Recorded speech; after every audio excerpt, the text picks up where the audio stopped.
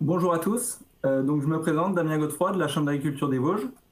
J'ai le plaisir de vous accueillir pour la troisième conférence de cette édition du Salon de l'Herbe à distance du fait du contexte Covid et épidémie.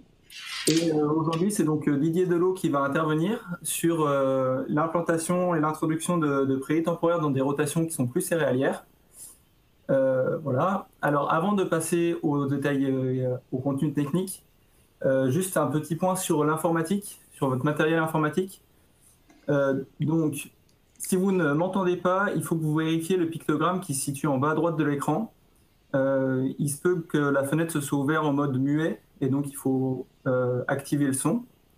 Si jamais vous avez des problèmes de connexion et de hachage, n'hésitez pas à fermer toutes les applications qui utilisent Internet autour pour avoir une meilleure qualité de vidéo. Et enfin, si vous ne voyez pas les diaporamas sur toute la hauteur et qu'il manque le bas, vous pouvez essayer d'utiliser la double flèche en diagonale qui se situe aussi en bas à droite de l'écran. Alors vous verrez que sur cet outil, on n'a pas de chat. Donc si vous avez des questions et des remarques, surtout n'hésitez pas à nous les poser, mais envoyez-les-moi par mail, donc à cette adresse qui s'affiche, damien.godefroy@vosges.chambagri.fr. Voilà, donc Didier, je te laisse la parole pour le contenu technique. Ok, merci Damien. Bien bonjour à tous.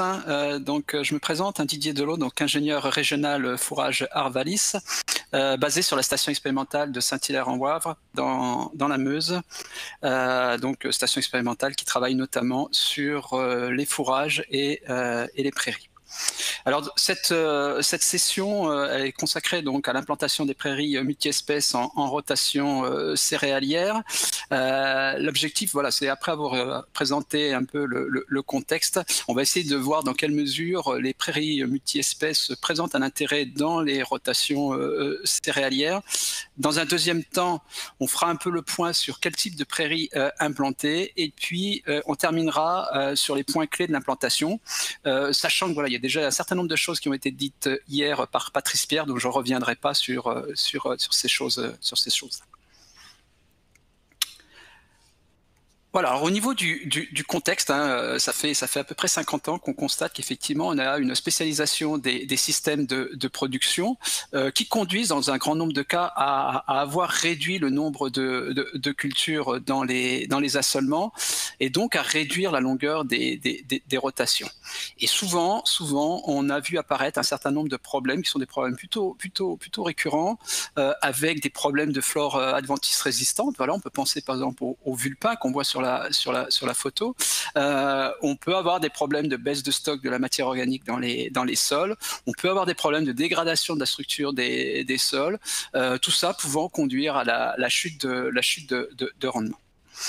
Et donc les objectifs de l'allongement d'une rotation, ils sont multiples, mais si on veut citer les principaux, c'est améliorer la fertilité des sols, c'est mieux maîtriser les adventices, mais également l'ensemble des autres bio-agresseurs, que ce soit ravageurs ou que ce soit maladies, mais tout ça en prenant en compte les aspects globaux de l'exploitation, et notamment les aspects temps de travail, les aspects résultats économiques et les aspects environnementaux. Alors, si on regarde un petit peu l'intérêt des prairies temporaires au sein de la rotation, déjà, quel est l'intérêt de mettre une prairie dans une rotation céréalière? Pour la prairie, on sait que l'implantation sera beaucoup plus facile derrière une culture que derrière une prairie. C'est relativement compliqué à réussir une implantation de prairie sur prairie. La deuxième chose, ça va nous permettre de favoriser l'incorporation des amendements, l'incorporation de fertilisation organique, fumier, compost, avant l'implantation de la prairie. Et puis on constate que au niveau du salissement de la prairie, on a une meilleure maîtrise des adventices quand on est dans une prairie qui arrive dans une rotation céréalière. Donc ça, je dirais que c'était pour la prairie. Ensuite, si on regarde un petit peu pour les cultures, et c'est sur quoi on va passer un peu plus de temps, les premiers atouts, ce serait donc l'amélioration de la structure du sol, la possibilité de bénéficier d'azote, je dirais entre guillemets gratuit, lié au retournement de la prairie et à cette libération progressive d'azote. C'est également une diminution de la pression des bioagresseurs sur les cultures, alors on verra ce qu'il en est réellement, et puis une diminution de la pression des adventices. Donc voilà un petit peu les intérêts à la fois pour la prairie, mais également pour les cultures, de l'introduction de prairies dans des rotations céréalières. Alors, si on s'intéresse à la partie structure du sol, en quoi le fait d'intégrer une prairie dans une rotation céréalière a un effet favorable sur la structure du sol. Donc là, je vous présente un essai qui est issu d'une de nos stations expérimentales, donc basée dans le centre, à côté de Châteauroux, à Geulais-Bois, où on a comparé deux rotations, une rotation classique colza-bléorge à une rotation dans laquelle on va introduire une prairie. Qu'est-ce qu'on constate sur la structure du sol, sur cette rotation classique, triennale, colza-bléorge? On va se retrouver avec des croûtes de battance, on va se retrouver avec des absences de mottes dans les horizons supérieurs, on se retrouve avec des horizons qui sont assez peu poreux, on a une porosité qui est relativement faible, une délimitation relativement nette entre les horizons, et puis voilà, également peu de racines en profondeur, et puis des pailles qui sont mal décomposées en fond de raie de la boue. Quand on introduit donc dans ce type de rotation des prairies, donc voilà 3-4 années de prairies dans une rotation dans laquelle on aura du maïs et des céréales, et bien là on voit des choses un petit peu différentes. On a un sol qui est beaucoup plus motteux, on a absence de croûte de battance, on a une porosité qui est bien meilleure, on n'a pas cette limitation entre les horizons qui est bien marquée. Là on n'a pas forcément de discontinuité entre les différents horizons, et on se retrouve avec des mottes compacts qui sont en assez faible quantité quand on est dans les horizons inférieurs. Donc on a un véritable effet de l'introduction de la prairie déjà sur la structure du sol, voilà, qu'on peut résumer par moins de battance et plus de porosité. Tout ça va permettre un meilleur enracinement au niveau des cultures, et c'est ce qu'on a alors on est toujours sur le même essai, l'essai de Geulais-Bois, sur lequel on a regardé les profondeurs d'enracinement, et donc le schéma il se lit de cette façon. Là on a ici la profondeur de notre fosse, sur lequel on a fait ces mesures, et puis donc ici chaque carré correspond à une observation sur le terrain, avec un carré vert qui correspond à la présence d'une ou plusieurs racines, et un carré blanc qui correspond à l'absence de racines.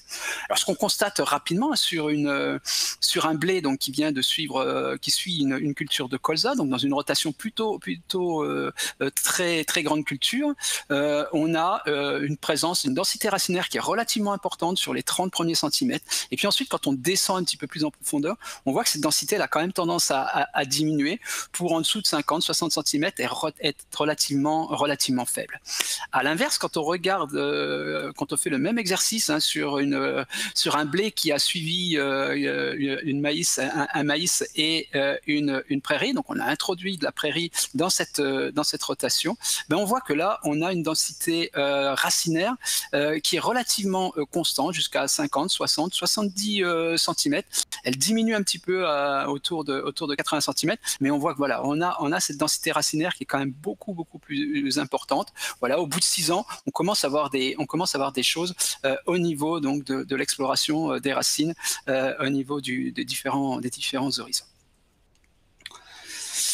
Troisième chose, c'est est-ce qu'effectivement dans les sols dans lesquels on a des prairies, on retrouve une vie biologique plus importante. Alors là, on a juste traité un seul aspect, qui est l'abondance microbienne dans les sols. Donc un essai qui a été fait par l'INRA de Dijon, et donc qui a mesuré sur un certain nombre de sols la concentration en ADN microbien. Ce qu'on voit, c'est qu'effectivement dès qu'on est sur des prairies, c'est là où l'abondance d'ADN microbienne est la plus importante, qu'on soit sur de la prairie extensive, voire sur de la prairie permanente, donc des vieilles prairies ou des prairies un petit peu plus jeunes. Ensuite, quand on regarde au niveau des grandes cultures, on constate que quand on est dans des systèmes de grandes cultures avec une rotation de l'assolement, on a quelque chose quand même qui est pas trop mal, hein, avec une concentration moyenne qui est relativement correcte et qui est quasiment identique à ce qu'on pourrait avoir sous une forêt mélangée. Et quand on regarde un petit peu donc l'introduction de prairies dans ces rotations de grandes cultures, on voit que le gain il est pas énorme, il est identique, hein, c'est-à-dire que voilà, on est entre 8,5 et 9, donc on est sur des choses qui sont assez proches. Par contre, voilà, quand on descend dans le bas de la liste, la monoculture réalisée toujours sur la même parcelle a tendance à appauvrir assez fortement donc les microbes dans le sol.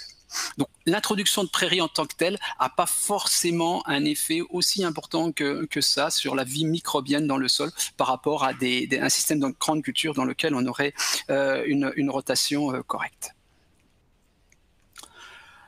Quatrième aspect, c'est l'aspect plutôt teneur en matière organique. Comment se situe et comment évolue la teneur en matière organique entre deux types de rotation. Donc ici, on a une rotation mixte, hein, donc dans lequel on a 3 ans de dactyle, 2 années de blé et puis 1 année d'orge. Et puis on a ici une rotation céréalière, maïs, 2 années de blé et puis de l'orge. Et derrière, voilà, au bout d'une dizaine d'années, on regarde un petit peu comment a évolué donc notre stock de matière organique, et on constate que en moyenne sur la rotation plutôt mixte, donc dans lequel j'ai de la prairie, on a une élévation de notre teneur en matière organique du sol. Par contre, sur la rotation qui est avec essentiellement donc des cultures, on a plutôt une diminution de cette teneur en matière organique. Donc ça c'est vrai sur grande culture. On a également des essais qui avaient été faits dans l'Ouest où on a comparé un système de monoculture de maïs avec une rotation maïs régras pendant 4 ans, et on a des constats qui sont à peu près similaires. Et donc sur les essais longue durée qui ont été réalisés par Arvalis, hein, dans la majorité des cas, on a une augmentation de la teneur en matière organique du sol, et dans quelques cas, on a plutôt un maintien de cette teneur en matière organique. Si on poursuit, autre élément, hein, on l'a dit tout à l'heure, hein, le fait de retourner la prairie était un gage de fourniture d'azote pour la culture qui allait venir derrière. Et c'est ce qu'on voit ici, hein, sur ce tableau-là. Alors, au niveau de l'âge de la prairie, c'est vrai que quand on parle de rotation, on va être plutôt sur des prairies qui vont être de l'ordre de 2-3 ans, voire jusqu'à 5 ans. On est rarement sur des rotations dans lesquelles on a des prairies qui durent plus de 5 ans. Mais néanmoins, si on regarde un petit peu donc l'âge de la prairie, voilà, sur des rotations avec des prairies entre 2 et 5 ans, on voit que les quantités d'azote fournies la première année pour la culture qui va venir derrière la destruction donc de cette prairie, on va pouvoir bénéficier de l'ordre de 60 à 100 unités d'azote dès la première année. Si on est sur une destruction d'automne, on a une perte d'azote, et donc là voilà, on est sur des quantités qui sont de l'ordre de 30 à 50 unités d'azote utilisables par la culture qui va venir derrière la destruction de la prairie. Donc on a des quantités d'azote relativement importantes et il faut essayer de les valoriser au maximum. Autre aspect, est-ce que derrière la fertilité est améliorée avec des prairies dans une rotation céréalière? Et donc là derrière, on a essayé de mesurer la teneur en phosphore des céréales, et donc on compare la teneur en phosphore du blé, de la céréale dans une rotation céréalière, et on compare cette même teneur en phosphore de la même céréale quand on est dans une rotation mixte. Et donc là, on a deux types de céréales, on a du blé et de l'orge. Et donc on constate que la majorité des points sont soit directement positionnés donc sur la diagonale, hein, voire plutôt en dessous de cette diagonale. Et donc ce qui va bien dans le sens de dire qu'on a amélioré la teneur en phosphore des céréales dans la rotation mixte. Et donc derrière, on a amélioré cette disponibilité du phosphore par l'introduction de prairies. On a du phosphore qui est un peu plus disponible, un peu plus assimilable, et donc on le retrouve dans les céréales. Donc on a un effet plutôt positif des prairies sur la fertilité des cultures qui vont venir derrière cette prairie. Donc tout ça c'est bien, mais derrière, est-ce que ça a un impact favorable sur le rendement? Parce que au bout du compte, c'est quand même ça qui va intéresser l'agriculteur.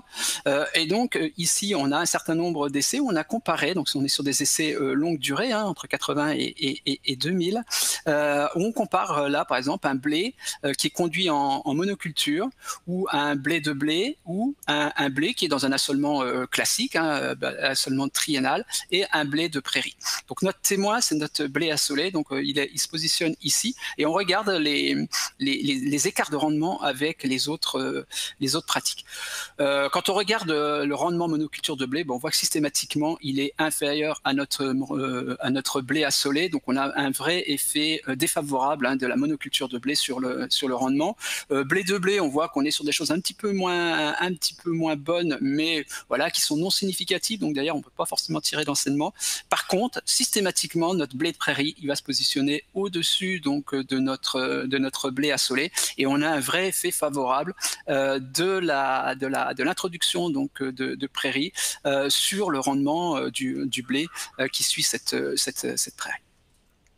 Et donc sur les essais qu'on a fait, alors voilà, c'est pas des chiffres à retenir en tant que tel, mais voilà, en moyenne sur les essais qui ont été réalisés, on est autour de 9 quintaux de blé supplémentaire sur un blé qui suit une prairie par rapport à un blé assolé, et sur maïs, on est autour de 19 quintaux de maïs supplémentaire par rapport à une monoculture de maïs. Donc dans tous les cas, on a un écart qui est significatif par l'introduction donc de prairies dans la rotation. Alors ensuite, des questions qui se posent assez régulièrement, c'est la maîtrise des adventices et le désherbage. C'est ce qu'on disait tout à l'heure, hein, on est confronté souvent à des impasses techniques sur le désherbage avec des problématiques, des difficultés à trouver des solutions pour désherber certaines espèces. Et donc derrière, en quoi les prairies peuvent avoir un impact plutôt favorable. Alors le problème, c'est que là, la réponse, elle est pas oui ou elle est pas non, elle est peut-être. Elle est peut-être parce qu'on a constaté dans les rotations dans lesquelles on va introduire de la prairie, que sur certaines espèces, l'introduction de prairie aura plutôt un effet négatif, il y aura plutôt tendance à développer, à favoriser le développement de certains nombres d'adventices. Et puis dans un autre cas, dans un certain nombre d'autres cas, on peut avoir un effet positif de l'introduction de la prairie. L'effet négatif, il est essentiellement positionné par rapport à des espèces qui sont plutôt avec un port peu couvrant, assez rasant, qui ont un cycle court, c'est-à-dire qui ont la capacité de monter à graines assez rapidement et donc de refaire un cycle assez rapidement avant de pouvoir exploiter. Et avant d'être exploité, et derrière, on va retrouver les raigrats, on va retrouver les stellaires, on va retrouver les renoués.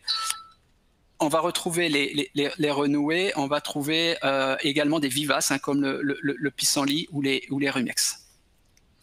Et puis à l'inverse, on a un effet qui est un effet positif, hein, sur un certain nombre d'espèces qui sont des espèces plutôt hautes et qui ont un cycle beaucoup plus long. Donc ils vont mettre un peu plus de temps pour atteindre leur stade de reproduction et donc production de grains. Et donc là on va retrouver essentiellement les vulpins, on va retrouver les gaillets, les kénopodes, les morels, mais également on va retrouver comme vivaces les chardons des champs. Donc voilà, un effet qui n'est pas aussi évident que ça. Et donc derrière, si on doit retenir quelques données par rapport à cet aspect de maîtrise des adventices, la première chose, c'est la durée d'implantation. Plus on aura une prairie qui aura une durée d'implantation relativement longue, plus on va limiter les adventices dans le stock semencier. Et les différents travaux qui ont été faits montrent qu'il faut au minimum, la durée optimale, ça serait une durée de prairie pendant 4 ans. Après, il y a des espèces qu'il faut qu'on maîtrise dès l'implantation. Une fois que la prairie va être implantée, ça va être quand même assez difficile à s'en débarrasser. C'est toutes ces espèces qui sont à forte production de graines, qui ont une capacité à faire un nombre de graines relativement importante, comme la marante, comme la renouée des oiseaux, qui a un port relativement rampant. Ou alors comme le pâturin qui a un cycle court, donc qui revient régulièrement, qui va monter à graines relativement souvent, et donc derrière une capacité de germer toute l'année, donc de produire des graines toute l'année. Et ensuite, si on s'intéresse un petit peu à d'autres leviers, les autres leviers, c'est le type d'espèce qu'on va implanter, et donc la nature du couvert. On a remarqué que, par exemple, le dactyle, qui a un pouvoir beaucoup plus couvrant, qui a un pouvoir de concurrence beaucoup plus important, sera beaucoup plus efficace, par exemple, qu'une luzerne, qui a un taux de couverture beaucoup moins important, et notamment après la fauche, un redémarrage qui est un peu plus lent. La densité du couvert également, qui va limiter la germination donc des espèces adventices. Et puis la date d'implantation, on constate que un semis d'automne sera plus favorable pour limiter le salissement de la prairie, puisqu'on a une prairie qui souvent est beaucoup mieux implantée au printemps, et donc derrière qui va jouer une véritable concurrence face aux adventices en sortie d'hiver. Voilà, on va terminer cet aspect intérêt des prairies multi-espèces dans les rotations céréalières par ce petit schéma, qui est un travail qui a été réalisé sur la station de Saint-Hilaire-en-Wavre, où sur la partie culture, Saint-Hilaire-en-Wavre, c'est une exploitation sur laquelle on a 130 hectares. Sur les 130 hectares, on en a 70 hectares en prairie permanente. Et puis, on en a une soixantaine qui sont en grande culture. Et sur ce système de culture, on est plutôt sur un système traditionnel colza-bléorge. Et donc, on a comparé ce système traditionnel, je dirais, colza-bléorge, à un système dans lequel on intégrerait de la prairie temporaire, donc 3 années d'une prairie temporaire, entre un orge de printemps et un blé. Et derrière, on a regardé un petit peu l'incidence sur un certain nombre de critères. Des critères plutôt en termes environnementaux, des critères plutôt en termes économiques, et des critères également en termes de temps de travail. Donc, en rouge, c'est la situation, je dirais, initiale, colza-bléorge, et en bleu, vous avez la situation dans laquelle on a introduit les 3 années de prairie temporaire. Alors, on constate assez rapidement qu'il y a des effets quand même très très marqués de l'introduction de la prairie, notamment sur la quantité d'azote qui va être utilisée sur les cultures, sur également les quantités de matière active totale, et notamment de matière active herbicide, sur les charges d'intrants, et puis également donc sur tous les aspects consommation d'énergie et émissions de gaz à effet de serre. Donc là, on est plutôt sur quelque chose de relativement positif. Ensuite, on a des choses qui sont un petit peu négatives, je dirais, entre guillemets, mais sur la production. On va produire un petit peu moins dans ce type d'assolement, puisque effectivement, avec 3 ans de prairie temporaire, c'est des surfaces qui sont plus destinées à fournir des cultures de vente. Donc, on a un produit brut qui a tendance à diminuer. Par contre, quand on regarde un petit peu les marges brutes hors aide, on est sur des choses qui se maintiennent. On est à 96%. Donc voilà, on est proche de ce qu'on avait dans le système initial. Après, sur la production d'énergie brute, est-ce qu'on produit moins? Non, on voit qu'on est exactement sur la même chose. Et puis sur le temps de travail, parce que ça peut être aussi une question. Au niveau du temps de travail, on est pareil que sur notre système colza-bléorge. Donc voilà un peu cette évaluation multicritère qui permet d'aller au-delà, je dirais, de l'aspect parcellaire. Donc, si on conclut sur cette première partie, les prairies temporaires dans une rotation céréalière, vous avez compris que ça a un effet plutôt favorable sur l'état du sol, ça a un effet plutôt favorable sur l'enracinement des cultures qui vont venir derrière. Au niveau de la matière organique, on a vu que on pouvait avoir une augmentation de la matière organique, mais c'est pas forcément systématique. Ça a plutôt un effet favorable donc sur l'interruption du développement des adventices annuels. Par contre, attention aux vivaces. Si effectivement on n'a pas une exploitation qui est bien adaptée, ça veut dire des retours assez réguliers par des exploitations de type fauche, on peut avoir un développement assez important de vivaces. Au niveau des maladies, alors j'en ai pas parlé, mais c'est vrai qu'il y a assez peu de données sur ces aspects-là. On aurait tendance à avoir des risques un petit peu plus élevés sur des maladies type piétin, échaudage, type ergot, type oïdium, et puis on aurait plutôt une diminution des risques de septo. L'effet modéré sur les autres bioagresseurs, ben voilà, il est relativement modéré. Pareil, on n'a pas forcément beaucoup de données là-dessus, mais il aurait tendance à être quand même plutôt favorable. Sur l'aspect économique, ben, on va maintenir à minima, voire améliorer la marge brute à l'échelle de la rotation. Et puis, ça a plutôt des effets favorables, hein, sur tout ce qui est critères agro-environnementaux. Donc, on l'a dit, hein, consommation d'azote, indice de traitement, IFT, gaz à effet de serre, et puis énergie. Voilà, alors après la question...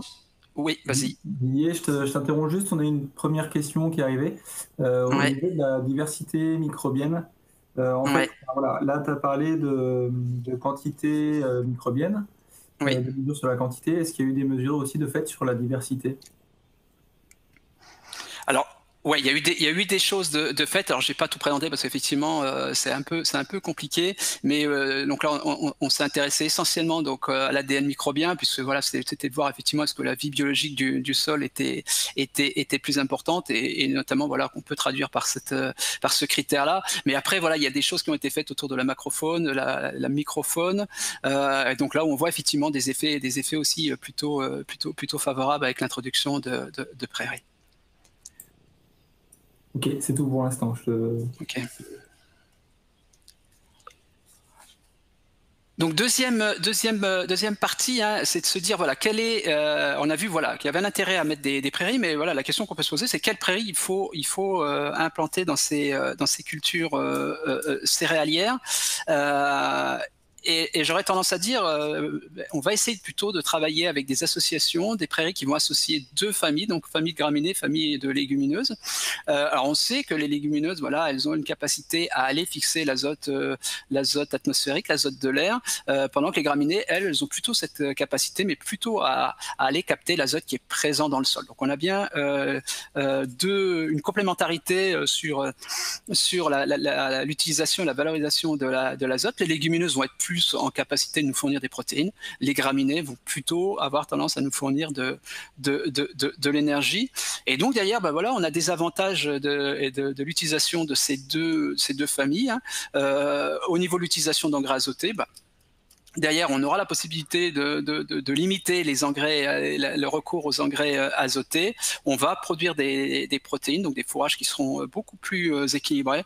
Et donc derrière, ça a des effets quand même plutôt favorables au niveau de l'environnement, d'un point de vue économique, et puis également d'un point de vue autonomique, que ce soit autonomie fourragère, mais également autonomie protéique. Alors, association graminées légumineuses, on l'a dit, ça permettait de pouvoir économiser de l'azote. Et là, je vous montre juste résultat de 6 essais, hein, qui ont été faits sur 4 années, qui montrent quelle est la quantité d'azote à apporter pour avoir la même production qu'une graminée qu'on associerait à une légumineuse. Et là, dans le cadre là, c'est plutôt un trèfle blanc. Et on voit que plus le taux de trèfle blanc dans l'association est important, plus effectivement ça correspond à une dose d'azote, une augmentation de la dose d'azote. Et là, quand on est, par exemple, voilà, ici, si on prend un exemple, hein, quand on est à 25% de trèfle blanc dans une association graminée trèfle blanc, ça correspond à au rendement de la même graminée qui serait conduite seule avec 100 unités d'azote. Donc, on peut conclure qu'effectivement, avec 25% de trèfle blanc, on a quasiment une économie de l'ordre de 100 unités d'azote. Donc, on a un vrai gain et une vraie capacité de fourniture d'azote par ces légumineuses à nos graminées. La deuxième chose, c'est qu'effectivement, les légumineuses ont une courbe de production qui est un peu décalée par rapport à celle des graminées. Donc ici, on a la courbe de production classique, je dirais, d'une graminée, avec un démarrage fin février, début mars, un pic sur les mois de mai et début juin, un trou d'herbe sur la période estivale au mois d'août, et puis d'ailleurs une reprise sur l'automne qui peut être plus ou moins marquée. Quand on regarde la courbe de production de légumineuses, on voit qu'effectivement, elle a tendance à démarrer beaucoup plus tardivement. Par contre, elle va faire son pic de production à un moment donné où les graminées, elles ont un petit peu plus de mal à pousser. Et puis ensuite, voilà, on va arriver sur des périodes de jours courts. Et donc, derrière, on va avoir une baisse de la production. Mais quand on associe ces deux multi-espèces, ces deux familles, on voit qu'effectivement, on est sur quelque chose qui est plutôt complémentaire, avec des périodes de production qui vont bien s'associer. Troisième chose qui va plutôt plaider là pour les prairies multi-espèces, c'est le fait qu'elles vont nous permettre de sécuriser un petit peu notre système, et notamment en conditions séchantes. Donc là, je reprends trois essais qui ont été faits, donc c'est des essais pluriannuels qui ont été faits à Geulles-Bois, Torigné d'Anjou et puis à La Jaillère. Donc voilà, sur des périodes qui sont notées là. Et quand on regarde un petit peu donc la productivité donc des prairies, donc on a en vert notre association Régras Trèfle Blanc qui a été comparée à deux types de multi-espèces. Alors les multi-espèces sont pas forcément les mêmes dans les trois sites, mais je dirais peu importe. Ce qui nous intéresse, c'est de voir un petit peu ces écarts. Et on voit que voilà, en moyenne, sur la durée de l'essai, l'écart moyen entre le Régras anglais trèfle blanc et les deux multi-espèces, voilà, il est de l'ordre de 10% quand on est à Geulles-Bois, mais il peut aller jusqu'à 40% quand on est à Torigné. Et quand on regarde l'année la plus sèche, donc quand on reprend l'année la plus sèche de chacun de ces essais, eh bien on va constater que la productivité et l'écart de productivité de notre association par rapport aux multi-espèces, il est encore beaucoup plus important, puisque voilà, en fonction des sites, on va être entre plus 15 et plus 80% en faveur donc des multi-espèces par rapport à nos associations Régras anglais trèfle blanc. Donc on a une vraie capacité de ces prairies multi-espèces à faire face aux aléas climatiques et à continuer à produire quand d'autres types de prairies plus simples, comme les associations, auront un petit peu plus de mal. Toujours sur l'essai là de Torigné de Janjou, l'objectif là c'était de voir est-ce que en fonction des années on a des écarts de production qui sont relativement importants. Et ces écarts de production, il est caractérisé, il est mesuré par ce qu'on appelle donc le coefficient de variation du rendement. Et donc plus mon coefficient de variation de rendement est élevé, plus j'ai des écarts de production entre années qui sont relativement importants. Et donc là on voit bien que sur ces trois essais qui ont été menés à la ferme expérimentale de Torigné d'Anjou, eh bien systématiquement, quel que soit le type de sol et quelles que soient les années, systématiquement nos prairies multi-espèces ont un coefficient de variation qui est beaucoup moins élevé que le coefficient de variation des Régras anglais trèfle blanc. Et donc on a une production qui est beaucoup plus régulière entre les différentes années pour ces prairies multi-espèces. Donc si on doit conclure un petit peu sur le type de prairie, donc je pense effectivement le type de prairie qu'il va falloir plutôt utiliser dans nos rotations, c'est plutôt des prairies pour lesquelles on va associer à la fois des graminées et des légumineuses. Et quitte à associer des graminées et des légumineuses, travaillons plutôt avec des prairies multi-espèces plutôt qu'avec des associations simples qui vont nous permettre de mieux répartir la production sur l'année, de nous permettre d'avoir un fourrage qui sera beaucoup plus équilibré en termes de valeur alimentaire, qui vont nous permettre de limiter la dépendance aux engrais azotés, qui vont permettre de s'adapter aux différents types de sols qu'on peut avoir sur nos exploitations, voire à l'intérieur des parcelles. Et puis voilà, c'est des prairies qui ont une vraie capacité à gérer donc le risque climatique et à faire face aux aléas climatiques. Voilà, et puis je vais terminer juste par quelques diapos qui sont de façon très pratico-pratique comment on fait pour implanter ces prairies. Alors je vais aller très vite parce qu'il y a déjà un certain nombre de choses qui ont été dites hier par Patrice Pierre pour ceux qui ont suivi son intervention. Donc je vais juste les reciter et se dire que voilà, cette implantation elle est quand même une phase un peu délicate quand on implante des prairies et donc derrière on doit tout mettre en œuvre pour réussir cette implantation. Donc la première chose, c'est plutôt travailler effectivement sur les périodes de semis. Alors on reviendra pas sur les dates, ça a été dit hier, mais ce qui va être plus important que la date, je crois, c'est effectivement avoir des périodes qui vont nous permettre d'avoir une levée rapide et une levée la plus homogène possible de nos graminées et de nos légumineuses, et puis qu'elle soit suffisamment implantée cette prairie avant les stress climatiques, donc que peut être le sec sur des implantations de printemps ou sur du gel sur des implantations plutôt hivernales.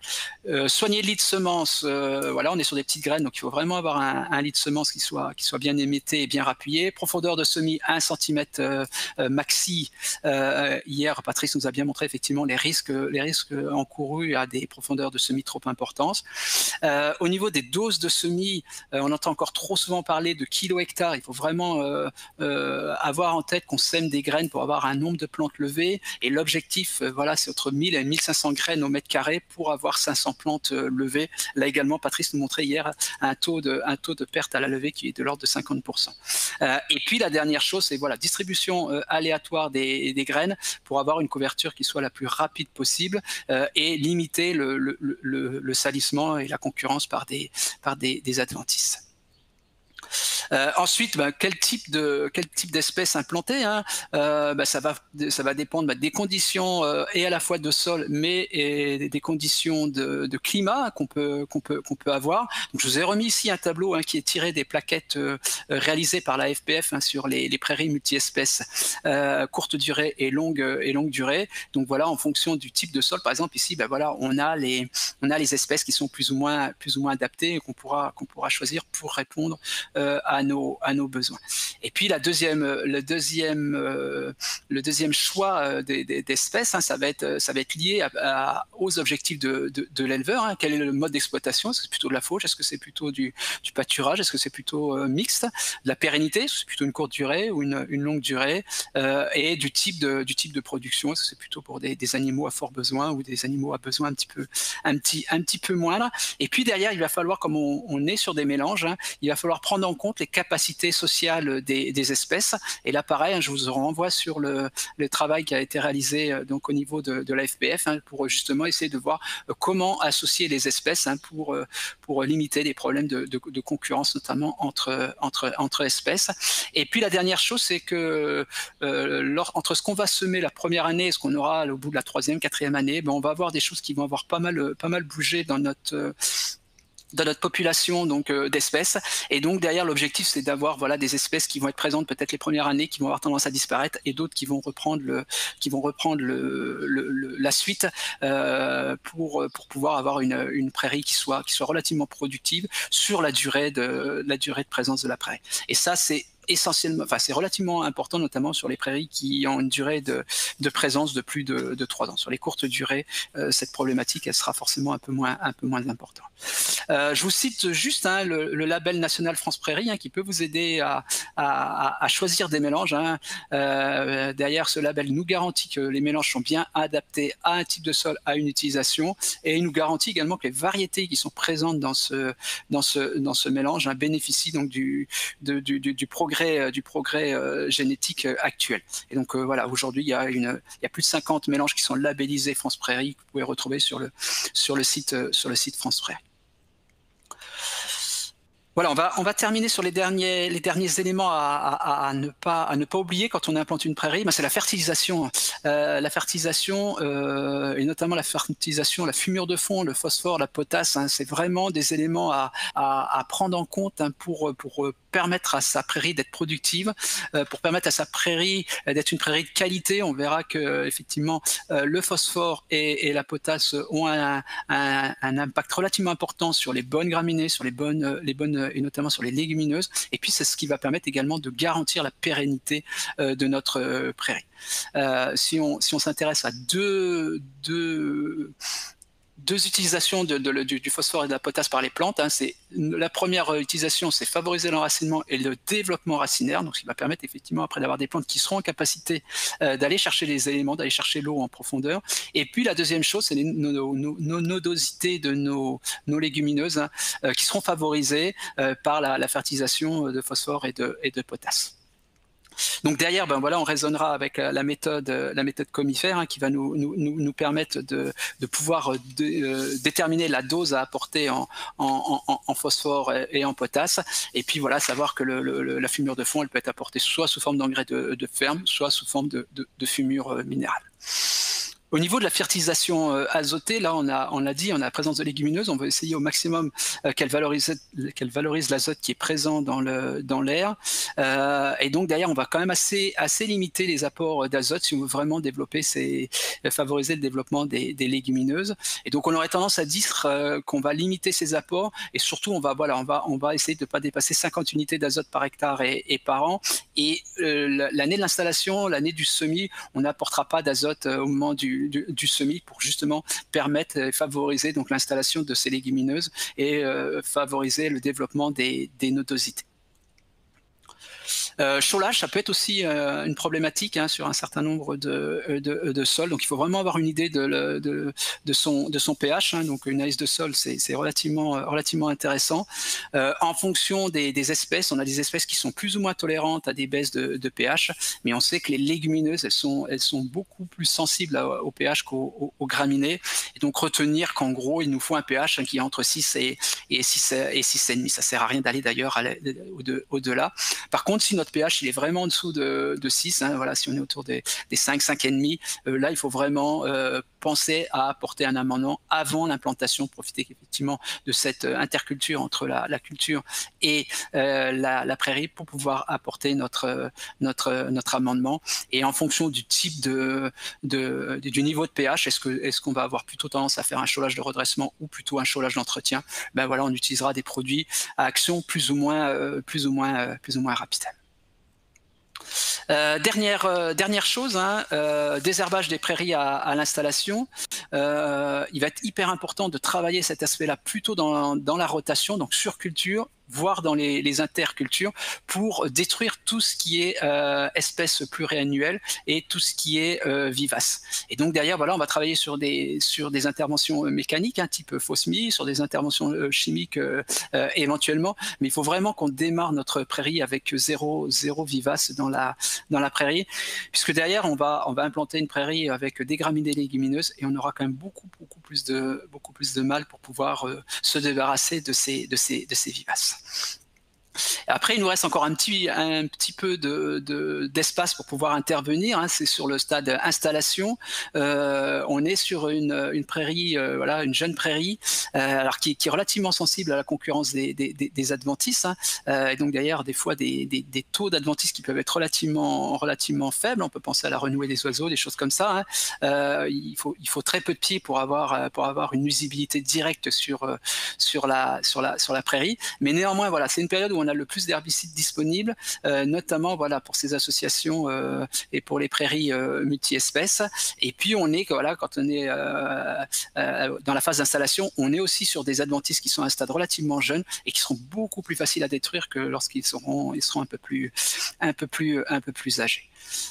Donc voilà, il y a un dépliant éventuellement Arvalis fournit un dépliant et édite un dépliant tous les 2 ans sur la lutte contre les adventices sur prairie. Donc voilà, je vais en terminer là et conclure sur le fait que voilà, les prairies temporaires en tant que telles qu'on va introduire dans des rotations céréalières, elles apportent des réponses qui sont plutôt, on l'a vu, plutôt des réponses favorables d'un point de vue agronomique, mais également elles n'ont pas d'incidence négative, voire plutôt positive sur les aspects économiques et également sur les aspects environnementaux. Sur le type de prairies qu'on va implanter, on va plutôt avoir tendance à implanter des prairies d'association, voire des prairies multi-espèces, qui vont nous garantir à la fois une quantité, donc un rendement, qui vont nous garantir une qualité, donc plutôt valeur alimentaire, et puis également qui vont nous garantir un certain niveau de sécurité. Et on l'a vu avec la capacité des prairies multi-espèces à pouvoir continuer à produire, même en cas d'aléas climatiques relativement importants. Et puis la dernière partie, voilà, l'objectif c'était vraiment de bien vous présenter les différentes clés de l'implantation et derrière, on l'a vu, l'implantation c'est vraiment une phase qui est relativement capitale pour l'avenir de la future prairie, notamment sur sa propreté et sur la durée de vie de cette prairie. Voilà, je vous remercie beaucoup pour votre attention et donc voilà, je suis à l'écoute de vos questions. Voilà, merci Didier. Donc pour les questions, n'oubliez pas, vous pouvez me les envoyer par mail à damien.godefroy @vosges.chambagri.fr. Il y en a déjà quelques-unes qui sont arrivées. Alors une première par rapport à la fourniture d'azote des prairies temporaires. Didier nous a montré des données par rapport à un maïs derrière une prairie temporaire. Est-ce qu'on a des effets similaires sur un blé, par exemple, notamment pour les destructions d'automne?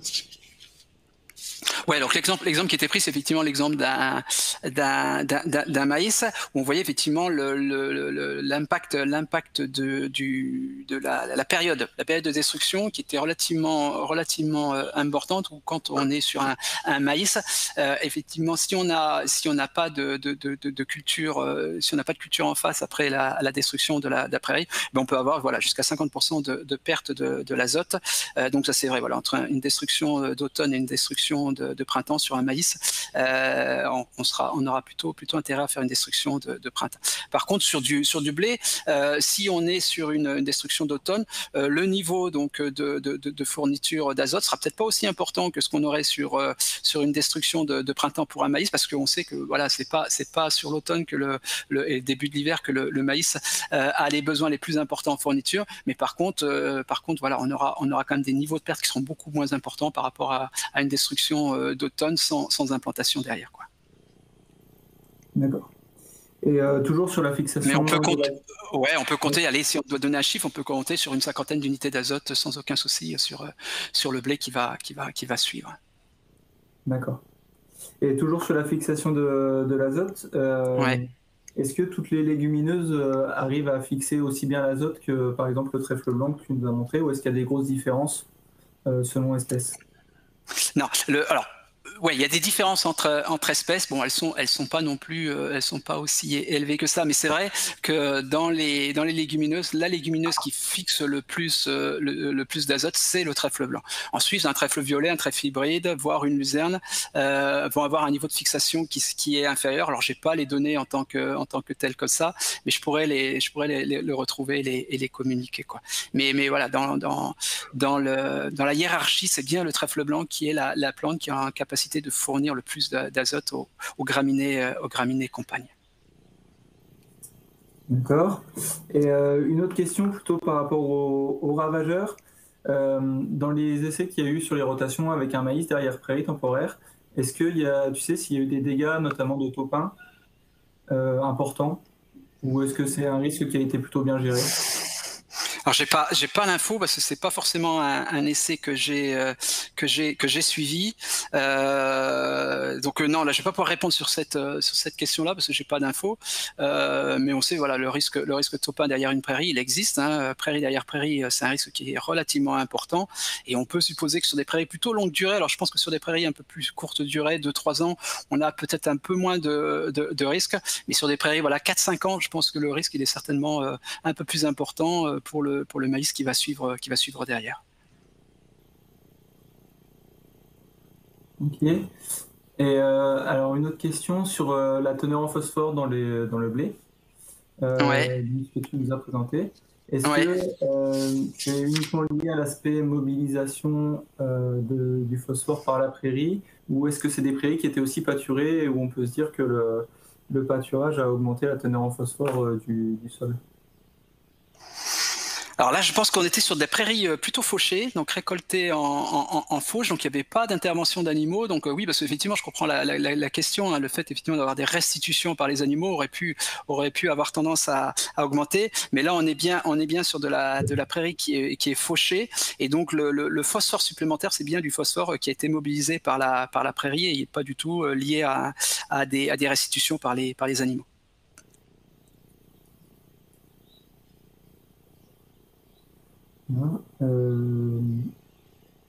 Pour l'instant, on a fait le tour des questions. Alors, en attendant qu'il y en ait peut-être une ou deux qui arrivent, j'en profite pour remercier nos partenaires, comme chaque jour, mais parce que c'est vraiment très important. Donc, un grand merci aux partenaires techniques qui vous permettent de bénéficier de ces interventions. Donc, toutes les chambres d'agriculture du Grand Est, l'Institut de l'élevage qui a participé hier, Arvalis aujourd'hui et la semaine prochaine, et aussi Optival qui a des interventions prévues la semaine prochaine. Merci. La réunion va prendre fin dans 10 minutes. Donc, voilà, ça tombe parfaitement bien. Donc merci aussi à Profil Events qui a maintenu son événement Salon de l'Herbe à distance, voilà, avec toutes les contraintes que ça engendre. Et enfin, merci à nos financeurs, Agence de l'eau Rameuse et Département des Vosges, qui nous permettent de vous proposer tout au long de l'année des interventions sur l'herbe et les prairies. Voilà, je n'ai pas d'autres questions pour le moment. Donc, ce que je vous propose, c'est qu'on clôture cette conférence ici. Si jamais vous avez d'autres questions qui vous viennent en tête, n'hésitez pas à me les envoyer. Donc, damien.godefroy@vosges.chamdagri.fr. Voilà, je vous propose qu'on se retrouve lundi. Donc, lundi, c'est de nouveau Didier Delot qui intervient avec son collègue Hugues Chauveau sur le sorgho fourragé multicoupe. Donc toujours à la même heure, de 13h à 14h. Et d'ici là, je vous souhaite un bon week-end. Au revoir. Merci, au revoir à tous.